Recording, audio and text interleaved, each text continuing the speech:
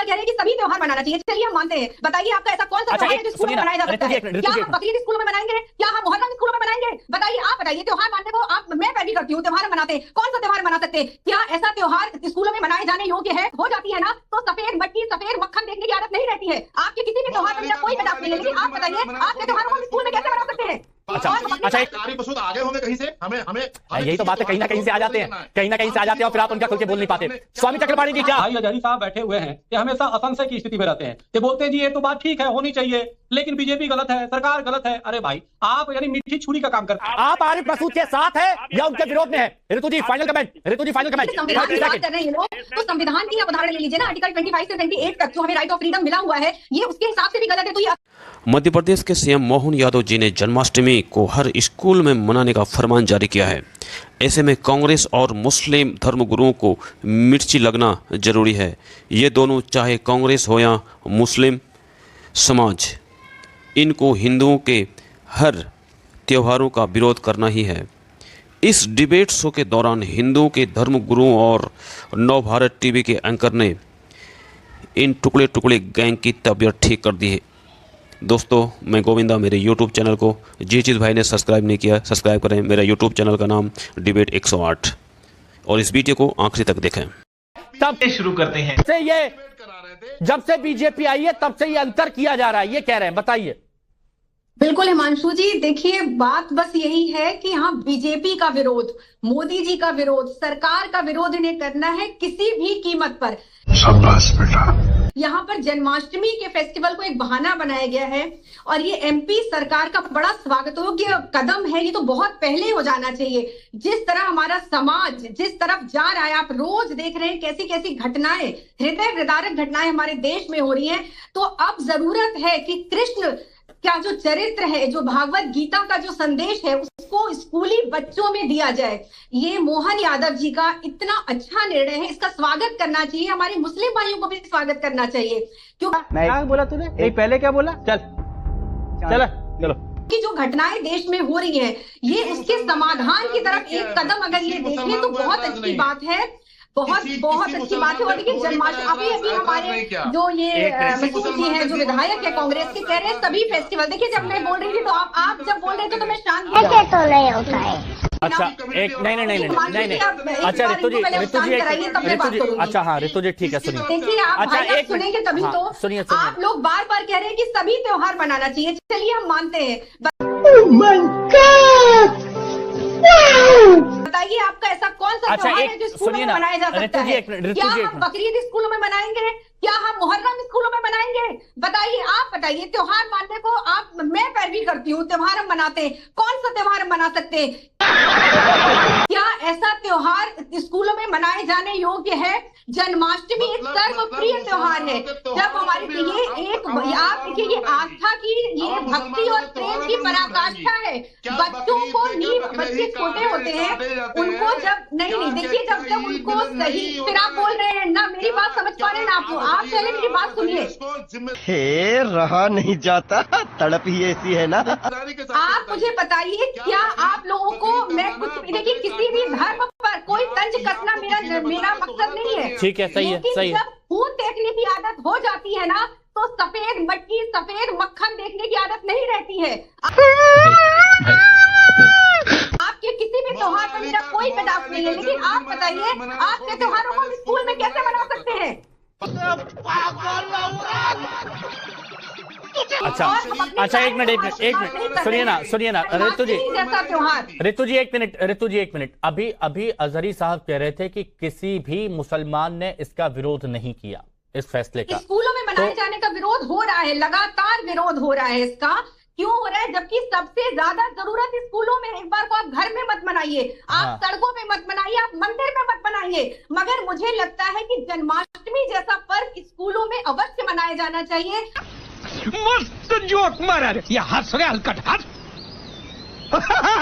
हमारे बच्चों का ये दिशा निर्देश नहीं। अच्छा, एक मिनट रुकिए।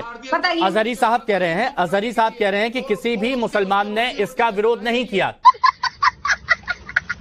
किसी भी मुसलमान ने, कोई मुसलमान विरोध नहीं कर सकता। तो अजहरी साहब, तो क्या आप आरिफ मसूद को मुसलमान नहीं मानते? अगर अभी कांग्रेस विधायक मुसलमान ही तो है जो आरिफ मसूद आपने कहा ना कि किसी मुसलमान ने इसका विरोध नहीं किया। ऐसे में बड़ा सख्त लौंडा हूं, लेकिन यार यहाँ में पिघल गया। आ रहा हूँ, एक मिनट आजा जी। हाँ, बहुत जरूरी है। एक आरिफ मसूद आगे होंगे कहीं से, हमें यही तो बात है, कहीं ना कहीं से आ जाते हैं, कहीं ना कहीं से आ जाते हैं और फिर आप उनका खुल के बोल नहीं पाते। बुला दिया गया, सब कुछ बर्बाद कर दिया गया। लेकिन यहाँ पर अगर आज हमारी सांस्कृतिक धरोहरों को सबके सामने रखा जा रहा है तो उसमें क्या किसी को विरोध करना चाहिए? बे साले, तभी मेरा माफ करना, गुस्से में इधर उधर निकल जाता किसी को भी।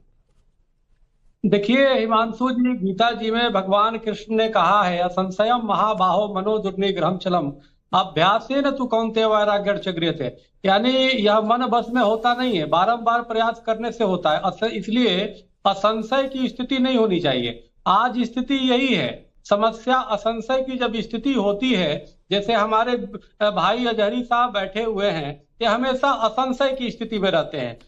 7 बार बोल रहे हैं, पढ़ने निकले वाले छात्रों को राजनीति से दूर रहना चाहिए हैं? ये बोलते हैं जी ये तो बात ठीक है, होनी चाहिए, लेकिन बीजेपी गलत है, सरकार गलत है। अरे भाई, आप यानी मीठी छुरी का काम करते हैं। पहले तो समर्थन भी देंगे, फिर असंशय की स्थिति में आकर के बीजेपी और सरकार पे चले जाएंगे। अब बात समझिए, भगवान कृष्ण कौन थे? अब बीच में चूंकि बोलने लगेंगे, रितु जी देखिए वो उतना अच्छी विद्वान है, बोल रही है, तो बीच में वो टीका टिप्पणी ठीक बात दे रही है। हाँ। देखिए मूल विषय, भगवान कृष्ण जिसने अब जरासंध से लेके कंस को मारा, वो जरासंध कौन था? जो नारियों का अपमान किया, जो नारियों को बंधक बनाया। वो कंस कौन था? जो आतताई था, जो दूसरे के अधिकार को अपना अधिकार बनाया। आज तो आवश्यकता भगवान कृष्ण के विचारों को पूरे देश और दुनिया में फैलाने की आवश्यकता है। कौन है ये लोग, कहां से आते हैं?